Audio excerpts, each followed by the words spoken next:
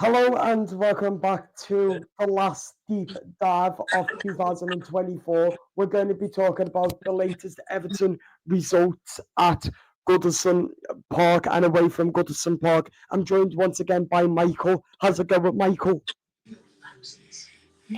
I have faith. I've got no good. Yeah. Does it look weird with me with the microphone for the change?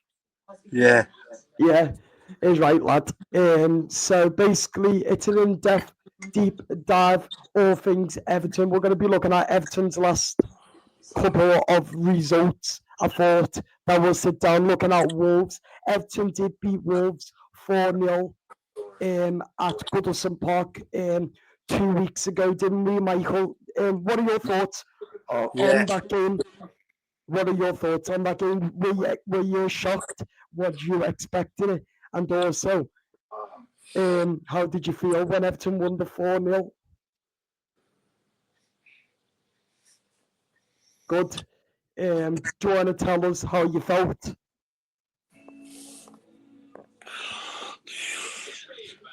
I don't know where Michael's gone, but I'm sure he'll come back. What are your thoughts on the game? I thought the game was brilliant. Did you, Mike? Yeah, Yeah. brilliant. What was your favourite part? The park. The baby park. Yeah, so basically, Everton versus Bournemouth was quite good as well. As a result, as I said, it was a must-fight game. That was, and we did not expect to get a big, massive win. We were poor before we started the game. Then we showed up the day we showed up, and we fight with all our might in the boys in the royal blue jersey as well as a result. Then we went to the Emirates to play Arsenal away, and it's been a 6-pointer basically because we've won Wolves, we've drew against Arsenal, Chelsea, and City as well yesterday, and that was a hard, full fight. The passion. Sean Dyche even got the subs right, and the Arsenal game was really, really hard. But as I said, at the end of the day, we looked brilliant. So we did this lineup: Jordan Pickford, Vitaly Mikalenko, James Tchaikovsky, Ashley Young, Jared Branthwaite, Idrissa Gonagay, and Mangala, Jack Harrison, Abdoulaye Doucouré, forwards, Iliman and Jai, and up front, Dominic Calvert-Lewin playing the number 10 role. Iliman and Jai with Doucouré. So yes, a 4-4 hard result. Then we moved on to Chelsea at Goodison. We could have won the game, but the Premier League are corrupt as fuck.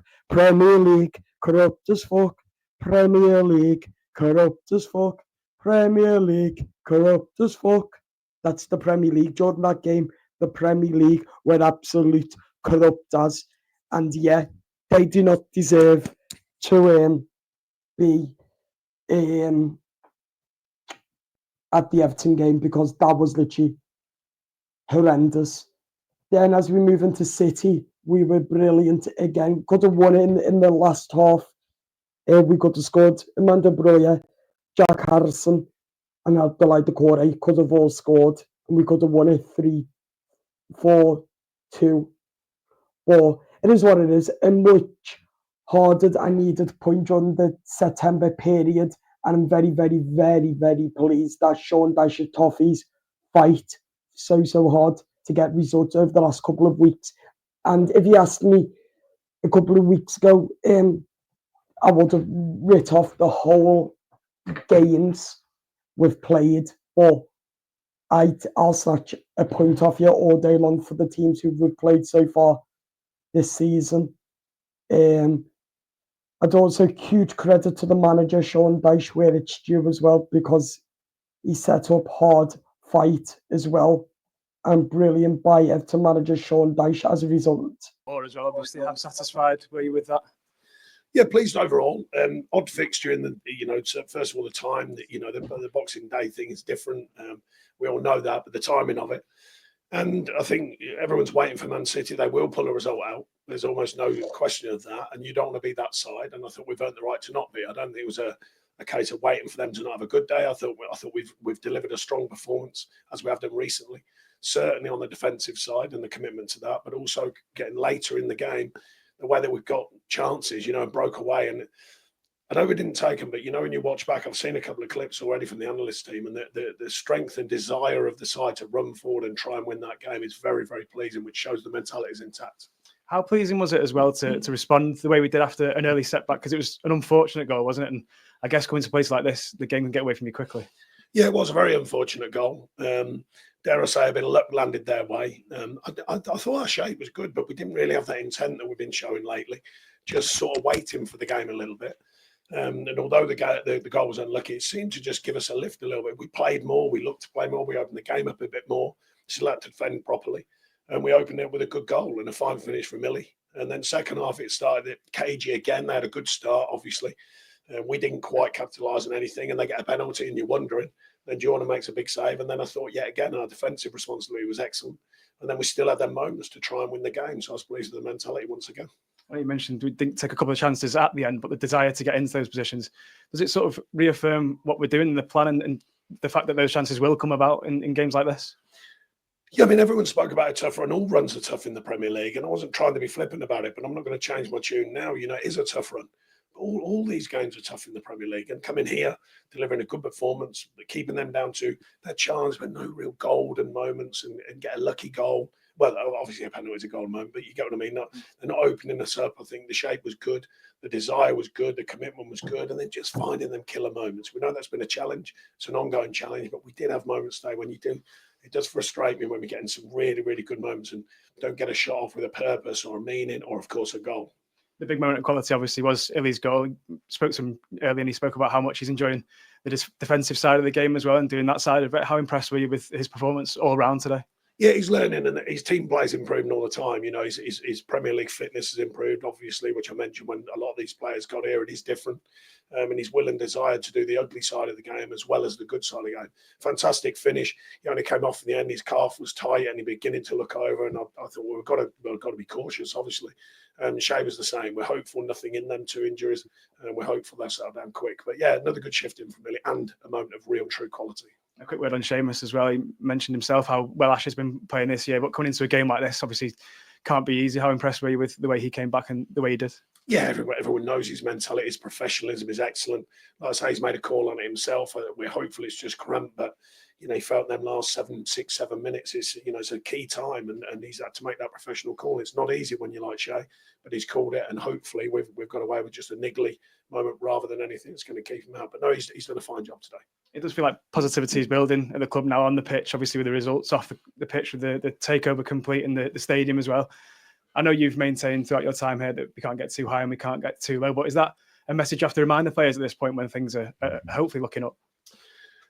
Well, I think it's more about reinforcing the work from all. The mentality of the fans to stay strong. They've questioned us, of course. That's human nature of fans, but they've stayed strong. They're here again in numbers. They go all over the country in numbers and never question our fans. And I think the new owners have mentioned the word stability. They want that first of all, and then time to build, because it's not going to be a shortcut. Here's our rules and all the rest of it. I make it clear again, because when I mentioned that last time, people said, "Oh, is there trouble?" And I'm like, no, I'm not going down that road. I don't mean that. What I mean is there are still rules. There are still safeguarding for all clubs, not just us, that we've got to be inside of. So it's not like an easy fix. You can't just throw however much you wanted it. I think over time, these new owners, from what I gather in my early meetings with them, they're looking to build something. And I think that's important. I think that's the fans staying true to what the badge is and true to what the club is, and just another restart to try and build it and take care of it and look after this famous club. And just finally, obviously a short turnaround now before the next game, but how different a test do you think Nottingham Forest will pose? Well, so it just proves, as Sean Dyche said with the new owners as well, that we're looking to prove as well. So yeah, it is going to be hard, but we'll fight. That's all I can say. We will fight, of course, because that's Everton all over as well. And as we should be fighting for the badge and for the results on and off the pitch as well. We will, of course, have a match preview for you later on this evening. I'm going to try and get a guest on if I can. But I'm not too sure if I can or can't. I'm not too sure yet. I'll have to check the schedules and see who's available. But I am hoping to have an opposition fan on the match preview later this evening. So look out for that. That'll be uploaded about between 7 and 8:30. That should be uploaded. So don't forget to check that out. Like, subscribe, hit the notification button, up the toffees, and I'll see you in the next episode next year on your deep dive. So the next deep dive now will be next year after New Year's Eve. So that will, of course, be the following Monday. So it will be Monday.